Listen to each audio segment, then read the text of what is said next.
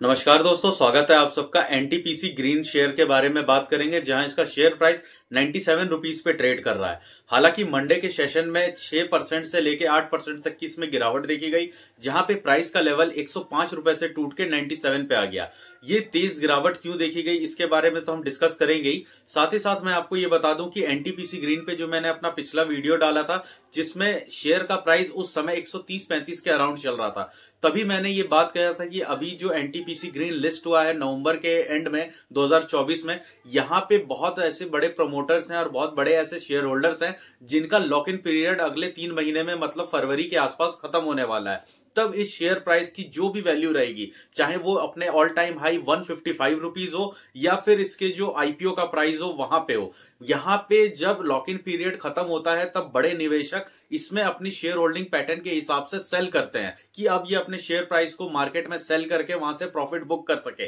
क्योंकि ये जो शेयर होल्डर्स होते हैं जिनके ऊपर लॉक इन पीरियड लगा होता है, सेबी के गाइडलाइंस के थ्रू इनकी जो बाइंग प्राइस होती है वो आईपीओ से पहले प्री आईपीओ के प्राइस पे होती है। इसीलिए हमें ऐसा लगता है कि इस प्राइस का जो ऑल टाइम हाई 150 रुपए के आसपास था, वहां से तो ये शेयर काफी ज्यादा गिर चुका है। अब अगर लॉक इन पीरियड खत्म भी हो जाता है तो क्या शेयर होल्डर्स इसे बेचेंगे? वो जरूर बेचेंगे, क्योंकि अभी भी उनकी जो बाइंग प्राइस है, उनका जो प्री आईपीओ प्राइस है, वो काफी ज्यादा नीचे होता है, खास करके आम निवेशकों से जो मार्केट में डे टू डे ट्रेड करते हैं। यहाँ पे जब लॉक इन पीरियड खत्म हुआ मंडे के दिन में, तो मार्केट में एक तरह से 18 करोड़ से ज्यादा के शेयर्स लिक्विडिटी के फॉर्म में आ गए। अब ये शेयर्स 18 करोड़ की क्वांटिटी में मार्केट में आने के बाद मार्केट में डिमांड और सप्लाई वाली ही बात आती है, जिसके वजह से 8.5% के आसपास तक की हमने इसमें गिरावट देखी और 105 रुपए के लेवल से ये शेयर गिर करके 97 पे आ गया। अब यहाँ पे 18 करोड़ की जो इक्विटी शेयर्स हैं, ये मार्केट में एक्स्ट्रा ट्रेड के लिए आ जाने की वजह से,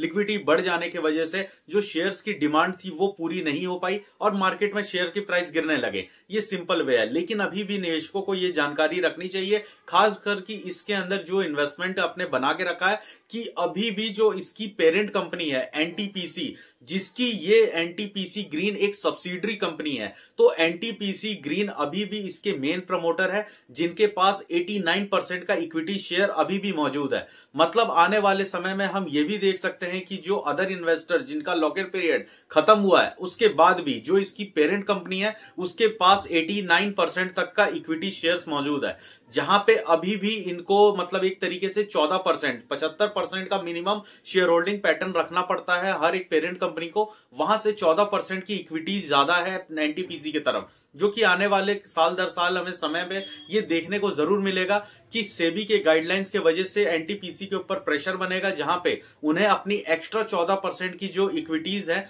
वो मार्केट में धीरे धीरे सेल ऑफ करनी पड़ेगी, चाहे वो ओएफएस के थ्रू लेके आए या फिर ओपन मार्केट में सेल करे या फिर क्यूआईपी लेकर के आए अलग रेट पे जब इसका प्राइस हाइक हो। ये एक अलग बात है, लेकिन यहाँ पे आप लोगों को हर एक रिटेलर्स को यहाँ पे ध्यान देना चाहिए कि एनटीपीसी ग्रीन का इस समय जो फेयर वैल्यू है वो काफी ज्यादा महंगा है। और जब ये अपने पीक पे गया था तब भी ये शेयर प्राइस काफी ज्यादा महंगा हो चुका था, क्योंकि यहाँ पे कंपनी की जो अर्निंग्स है उतनी ज्यादा नहीं है। एनटीपीसी ने अपने एनटीपीसी ग्रीन कॉन्सेप्ट को इसीलिए आईपीओ में लिस्ट कराया ताकि वो मार्केट से और भी पैसा उठा सके, क्योंकि यहाँ पे इसके शेयर प्राइस में देखा गया है कि 102 रुपए से 103 रुपए की इश्यू प्राइस पे आया था, जहां पे इसका सब्सक्रिप्शन 2 गुना से ज्यादा बढ़ गया था। लेकिन वहां पे भी कुछ दिनों के बाद जब शेयर प्राइस में तेजी देखने को नहीं मिली, तब यहाँ पे धीरे धीरे जो 5% का अपर सर्किट है वो लगते हुए एनटीपीसी का जो शेयर अलॉट हुआ था, जिस दिन ये लिस्टेड हुआ था उसी दिन 120 रुपए पे चला गया। दोस्तों अब यहाँ पे हम समझ लेते हैं कि एनटीपीसी ग्रीन का इस समय फंडामेंटल कंडीशन क्या चल रहा है। खास करके उन इन्वेस्टर्स को भी जानना जरूरी होता है जिन लोगों ने इसमें इन्वेस्ट किया है और अपर लेवल पे फंसे हुए हैं,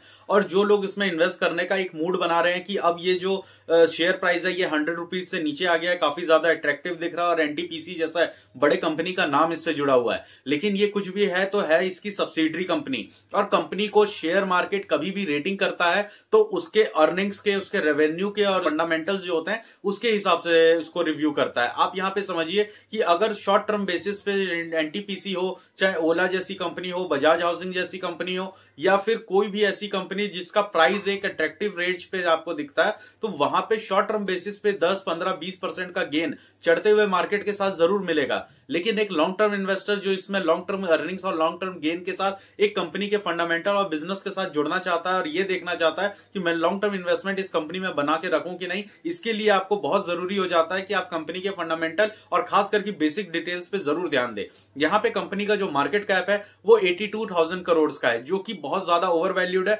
इतना तो कंपनी के पास ना तो ऑर्डर बुक है और ना ही कंपनी के रेवेन्यू और अर्निंग्स है। ये चीज यहाँ पे काफी ज्यादा ओवर वैल्यूड हो जाता है। जहां पे कंपनी का मार्केट कैप 82,000 करोड़ का है, वहीं पे कंपनी का जो पी रेशियो है, प्राइस टू अर्निंग रेशियो, मतलब मार्केट कैप के हिसाब से कंपनी कितना पर शेयर पे कमाती है, तो इस चीज को देखने के लिए आप पी रेशियोज का देखेंगे तो वो 241 का या 240 के अराउंड चल रहा है, जो कि काफी ज्यादा महंगा है। 50 या 100 तक के पी वैल्यूएशन पे कंपनी ऑलरेडी महंगी हो जाती है, ये तो वहां से 2 टाइम्स या 2.5 टाइम्स ही ज्यादा महंगा है। मतलब अगर इसके प्राइस टू अर्निंग रेशियो को एडजस्ट होना है तो या तो कंपनी को अपने अर्निंग प्रॉफिट्स को 2 गुना, 3 गुना या 4 गुना बढ़ाना पड़ेगा, या फिर नहीं बढ़ाते हैं तो प्राइस का जो अभी अमाउंट है 97 रुपीज या अप्रॉक्स 100 रुपीज हम माने तो इसे कम से कम 4 गुना और कम होना पड़ेगा, मतलब 20 रुपए के आसपास। आप यहीं पे इसके जो कंपटीशन में जितनी भी ग्रीन एनर्जी से रिलेटेड कंपनियां हैं, इन रिलेटेड कंपनियों का आप पी रेशियो देखेंगे तो वो मिनिमम टू मिनिमम 30 के पी या 15 के पी पे ट्रेड कर रहा है और मैक्सिमम 45 टू 50 तक के पी पे जा रहा है। तो यहां तक अगर एनटीपीसी को आना है तो दो ही चीज करनी पड़ेगी, ऑब्वियस सी बात है, या तो अपने अर्निंग्स को 4 से 5 गुना बढ़ाना पड़ेगा या फिर 4 से 5 गुना इसका जो शेयर प्राइस है उसे कम होना पड़ेगा, ताकि इसका जो पी वैल्यू है जो अभी इस समय महंगा दिख रहा है, इसकी वैल्यूएशन, इसका मार्केट कैप, इसका प्राइस, करंट मार्केट प्राइस, इसे एडजस्ट हो सके। ये सिंपल सा एक फॉर्मूला है। अब यहां पे हम देखते हैं कि कंपनी साल भर में रेवेन्यू कितना कमाती है, क्वार्टर वाइज कितना कमा रही है और इस पे जो प्रॉफिट्स है वो कितने आ रहे हैं, नेट प्रॉफिट। दोस्तों यहाँ पे आप अपने स्क्रीन पे देख सकते हैं कि कंपनी ने क्वार्टर ऑन क्वार्टर रिजल्ट्स किस तरह से पेश किया। अगर हम पिछले एक साल से कंपेयर करें दिसंबर के 2023 के क्वार्टर के हिसाब से, तो वहां पे जो रेवेन्यू आया था वो 446 करोड़ था, जो कि इस बार के जस्ट एक साल बाद जो दिसंबर 2024 का क्वार्टर रेवेन्यू आया है वो 505 करोड़ है। मतलब थोड़ा बहुत ही इसमें वृद्धि है। यहाँ पे हम प्रॉफिट ईयर ऑन ईयर के वाइज में हम देखते हैं तो 56 करोड़ से बढ़ के 66 करोड़ हो रहा है। तो ये कंपनी एक स्मॉल कैप की तरह ही काम कर रही है, लेकिन इसका जो फेयर वैल्यूएशन है, मार्केट कैप है, वो बहुत ज्यादा है। हम यहाँ पे ईयरली वाइज भी देखें तो कंपनी ने एक साल में 1500 करोड़ का रेवेन्यू जनरेट किया है, जिसमें इनका नेट प्रॉफिट निकल के 345 करोड़ आ रहा है। तो ये चीजें दिखा रही हैं कि कंपनी की अर्निंग्स अभी उतनी ज्यादा नहीं है जिसके हिसाब से